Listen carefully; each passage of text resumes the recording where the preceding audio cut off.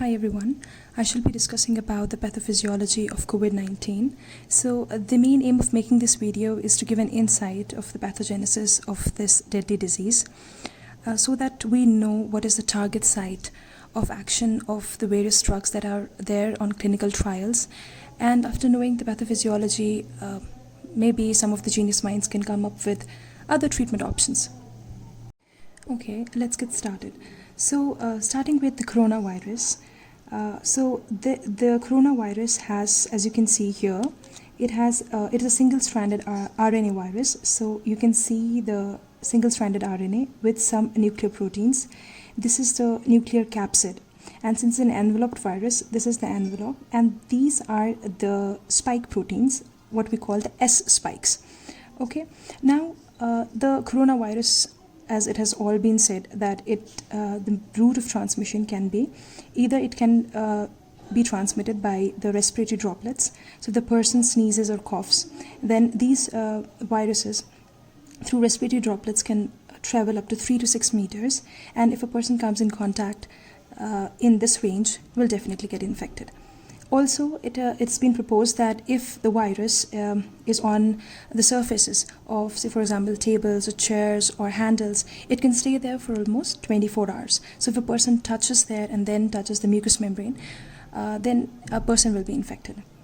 Now, also, it has also been transmitted by the fecal-oral route. Now, when a person is infected, so the virus will enter into the respiratory system of the infected person, and it will enter into the lungs. So the main site of its action will be in the alveoli. So here we can see one alveolus. It has type 1 pneumocytes and it has the type 2 pneumocytes with these villi. Okay, so the main site of action of this coronavirus is the type 2 pneumocytes. So it enters the type 2 pneumocytes, and what actually happens inside the type 2 pneumocyte I should be describing in this chart. So this is the coronavirus and this is the type 2 pneumocyte, okay, with the villi. So these type 2 pneumocytes, they have ACE2 receptor, that is angiotensin converting enzyme 2 receptor on their surface, and with the help of this receptor, this coronavirus will enter into the type 2 pneumocytes. After entering into the type 2 pneumocytes, what happens is that the RNA will be definitely inside the pneumocyte, leaving aside the nuclear capsid and everything else. So just the nuclear material, that is the single-stranded RNA, will be here. Okay, and then it will follow two paths.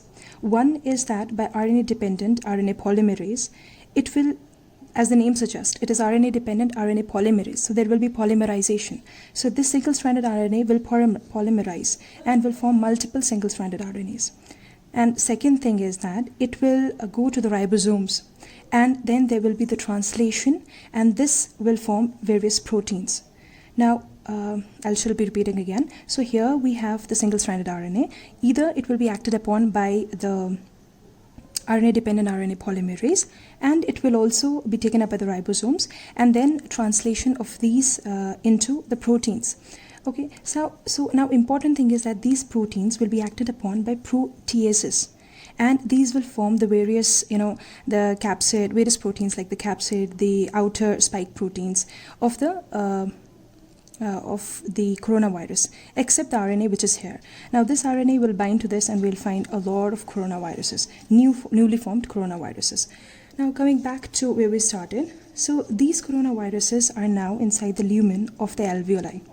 Okay, so these will be released from here, from the type 2 pneumocytes. They will be inside the alveolus, and they will stimulate the immune system, and which is the innate immunity, and the macrophages will first come into play. So macrophages will be activated, and upon activation, these macrophages will be releasing interleukin 1, interleukin 6, and tumor necrotic factor alpha. Now this interleukin 1, interleukin 6, and tumor necrotic factor alpha, these will act on this capillary that is carrying the blood, and it will cause two things, that is vasodilatation and increase the capillary permeability.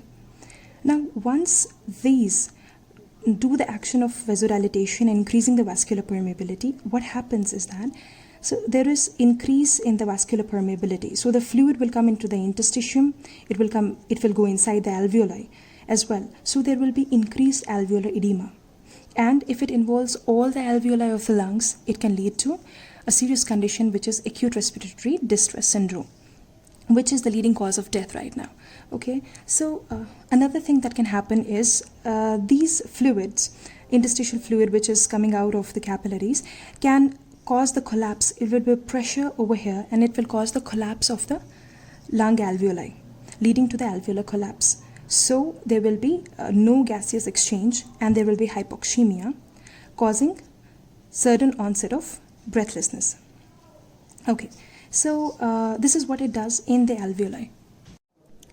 Now there is hypoxemia and there is sudden onset of breathlessness. This hypoxemia, there will be partial pressure of the oxygen will be reduced, and this will activate the chemoreceptors and the sympathetic nervous system will be stimulated and causing the increased heart rate, increase in the respiration rate.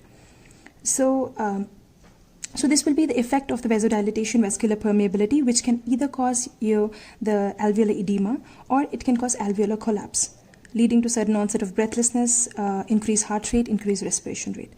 Besides these, besides the macrophages, the neutrophils also come into play. So neutrophils, what they're going to do is they will release the reactive oxygen species and they will release proteases, which will cause further damage to the type 1 pneumocytes and further increasing the permeability. Okay. So one more thing is that the interleukin 1, interleukin 6 and tumor necrotic factor will also act on the hypothalamus, causing fever.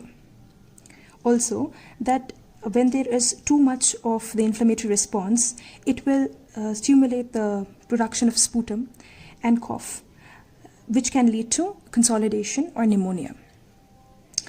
So these are the clinical presentations, as we can see: fever, cough with sputum production, sudden onset of the breathlessness.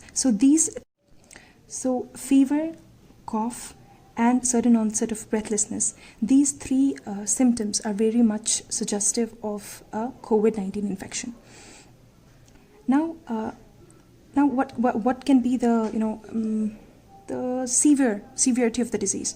So if there is severe vasodilatation, as we can see here, if there is a severe vasodilatation, so we know that the capillary permeability is increased and there is vasodilatation, so the venous return will be decreased and the peripheral resistance will be decreased.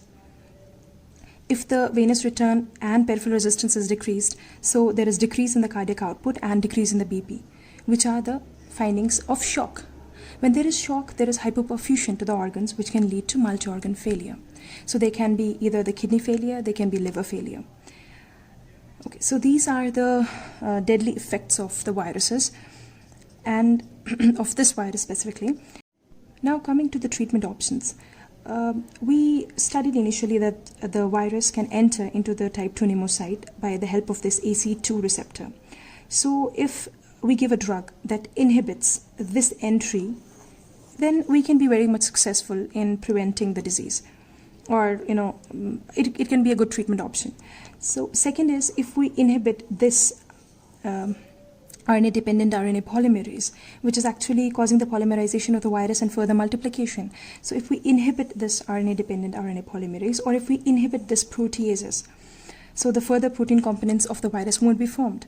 So these are the sites of the actions of the drugs that are right now on the clinical trial. So the drug that will inhibit the ACE2 receptor is chloroquine or hydroxychloroquine. The second drug that we have is remdesivir, which is an RNA-dependent RNA polymerase inhibitor.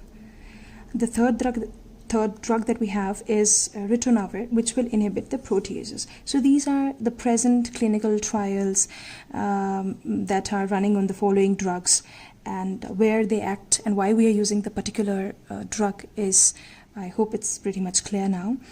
And also, since we are seeing that it's more or less of an immune-mediated response, so there are certain theories which say that may or may not the use of methylpred can be helpful for the patient, but it's still under the clinical trial, so it's too early to say anything. We need a vast majority of the patients to do the trials on. So, but yes, methylprednisolone is effective in some viral infections. Regarding COVID-19, nothing has been given out yet. So we can look forward to some more treatment options, I guess. And I hope this video was useful for all of you. Thank you so much.